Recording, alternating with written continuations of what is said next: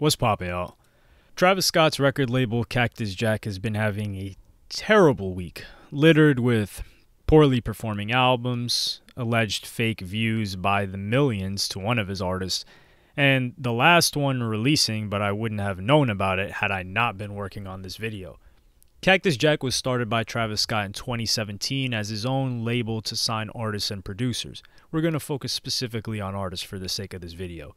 The first attempted signee, while we haven't gotten whether or not it was actual paperwork involved, was none other than Smoke Perp. He was in the studio with Travis Scott. He had a song with the Travis Scott feature called Fingers Blue, but he would soon be outcasted when Travis signed the first person he genuinely claimed brought out as openers to his shows and festivals and more, that being Sheck Wes. Sheck Wes was signed in early 2018 while Mo Bamba was taking off by Cactus Jack, Good Music, and Interscope. This is where things need some simplifying. All of Cactus Jack's signees, while on the same label and underneath Travis Scott, are on different labels at the same time. Cactus Jack isn't an actual label that has a direct deal with distribution for all of its artists, or with its own distribution. Similar to Quality Control, who Lil Baby, the Migos, and Yachty are on, they team up with Motown and have an exclusive deal for all of their artists to be distributed through Motown. Cactus Jack doesn't have an exclusive distro deal with any label. So Sheck Wes was jointly signed to Good Music and Cactus Jack, but they opted to have him distributed and supported by the major label Atlantic Records. This is important when we get to other individuals later. This was largely a success. For several months, Sheck Wes continued on a sky-high upward trajectory, announcing his debut album Mud Boy, slated for release in October of 2018.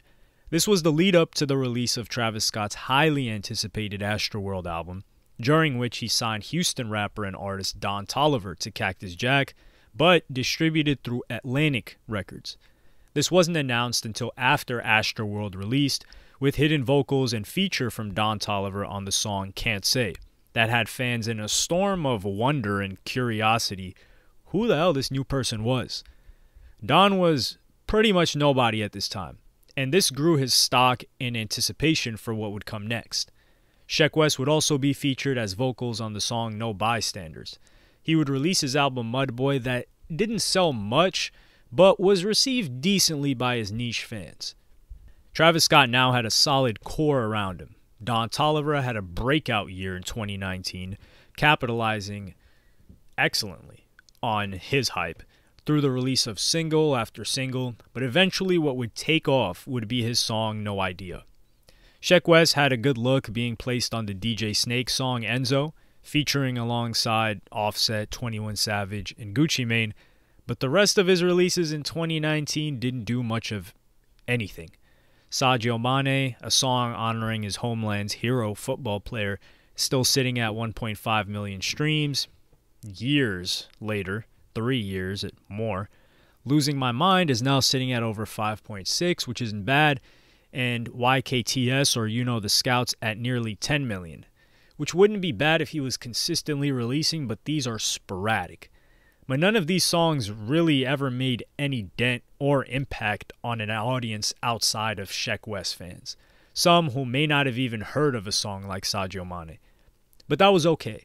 He had bought plenty of time after dropping a smash hit like Mo Bamba, and there would be a big announcement coming soon. The first official Cactus Jack project, Jack Boys. This would drop in January of 2020 with features from Sheck Wes, Don Toliver, Pop Smoke, and more frequent collaborators of Travis Scott like Lil Baby, Quavo, Offset, and Young Thug. This was well received both the music and commercially, selling 154K in the first week. It built up the hype for the release of Don Toliver's debut album Heaven or Hell in March. That would feature both Cactus Jack members Travis Scott and Sheck Wes, among other mainstream features, selling around 44K first week and spawning multiple hits after No Idea, one of which being After Party, Cardigan, and Had Enough, through the help of TikTok. Don Toliver solidified himself as the main character on Cactus Jack after Travis Scott, while Sheck Wes took more of a supporting role, pretty much falling to the wayside at this point. In February of 2021, a new rapper would be added to the list at Cactus Jack, Sofago. He was a product of the new age SoundCloud rappers with a hit on TikTok, Knock Knock, taking off and was scooped up underneath Travis Scott. His fans were excitedly awaiting his upcoming album Pink Hearts that was announced, but wouldn't be released until November 11th, 2022. Fans were exhausted by waiting. During this time frame, his underground rival Yeet had went from very small, way smaller than Sofago, blown up, had multiple hits go viral, lap Sofago twice if not 3 times, and sell over 36K with his debut album. Expectations were high. Unfortunately for Sofago, when it finally came time to release his project, he would fall short commercially, failing to chart on the Billboard 200 albums charts of that week, meaning he sold underneath 7K and likely in the 5K range. This led to an army of Sofago fans and underground fans alike clowning him for waiting so long to release when they were begging him to drop while his hype was much higher in 2021. You even saw quotes like Sofago escaped the underground just to come right back. Sofago's manager, Barry Hefner, would respond, saying that Sofago was independent. Yeah, bruh, he's fully indie. Never signed to a major. This album came out through STEM, indie distribution. He's just with Cactus Jack, and he's their only indie artist. Apple just loved Sofago and want to highlight him and what he was doing as an indie artist. Look, we're honest over here. This is true, but there is some embellishment of what's going on. Remember when I said that Cactus Jack is a label that teams up with another to distribute? That's the case here. He signed to Cactus Jack, but they haven't distributed him with a major label yet or signed with one. They did it through an independent distributor, which limits the reach that his album would get otherwise. Or if we're talking Don Toliver, the fishy views that he would get otherwise from Atlantic. So he is indie on a technicality, but I definitely don't believe that Apple just wanted to highlight him because they like what he's doing as an indie artist. No, it involves who's managing him, who his manager knows, his affiliation with Travis Scott, and many other elements that contribute to a look like that. Sofago would eventually cave into the comments and post on his alternate Instagram account saying the following: "Rather cut all you fake-ass half-supporters loose and rock with the people who really mess with me. My fan base only gonna get stronger over the years. I'm already up financially. I don't need y'all. I just need my fans. I don't need critics telling me how to live my life or make my music. You go make $1 million then, since you know so much." A fan responds, "You make it hard to be a fan, bro." To which Sofago says, "Then don't be one. I don't speak much anymore because I know how you niggas like to flip narratives and play dumb like you don't understand what I'm saying. I'm only gonna get greater and greater, and my haters gonna get sadder. Pick a side. You gonna be a supporter or a hater." Well, with the commercial results of this album, it looks like his haters were the one that went up. What is it that Sofago wanted? These people were genuinely fans of his, and they're voicing their frustration. They waited almost 2 years, maybe even more, for you to release a project, and it sold poorly because you didn't capitalize on your hype. Perhaps there are behind-the-scenes reasons for why you weren't able to do that, which I don't believe is the case. I think it was Sofago holding himself back. They're frustrated and voicing their frustration because they want you to win. I dislike when certain artists want fans to just blindly follow, obey, and support any and every decision that they make. This is very Kid Cudi-esque behavior. And it's understandable for Sofago. He's young, he's new to the game, and this is likely the first wave of hate he's ever gotten. And used to people just saying he's an amazing artist, he's next up, etc., etc. It's hard for them to be a fan because when they're trying to support you on social media, they're getting clowned by other fans of artists who are your peers or competitors, or even supposed to be beneath you in popularity. Like, imagine being a Sofago active fan on Twitter. It must be hell the past month. Opium fans, Playboi Carti's label, are clowning you because you're getting almost no new music, while Ken Carson and Destroy Lonely are feeding them. So you cope and say, "Don't worry, watch what Sofago does on the charts when he finally does drop. And when Sofago drops, you fail to even chart higher than the rappers who were consistently releasing that are supposedly underground. So your fans have zero ammo to defend themselves with now. I just think Sofago is so self-absorbed, not an insult. The majority of artists are this way. To even think about how his fans feel, which isn't a fair exchange. They're going to war for you every day on the digital battlefield, and their generals leaving them without direction, food, or weapons.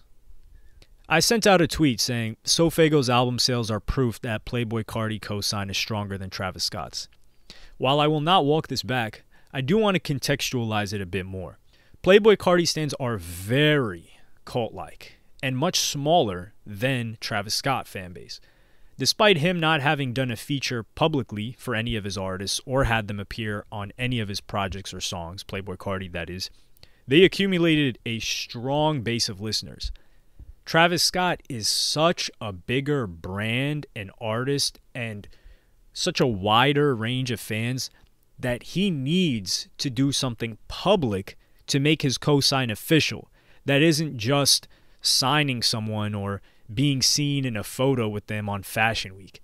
Sofago, unlike Don Toliver, didn't have a rollout with a feature on a Travis Scott album. He did come in with his own hit, which Don Toliver didn't, but I'm willing to say that his Cactus Jack cosign has yet to do much for him, which is why we should cut him some slack for the commercial performance. I listened to his project Pink Hearts and thought it was solid.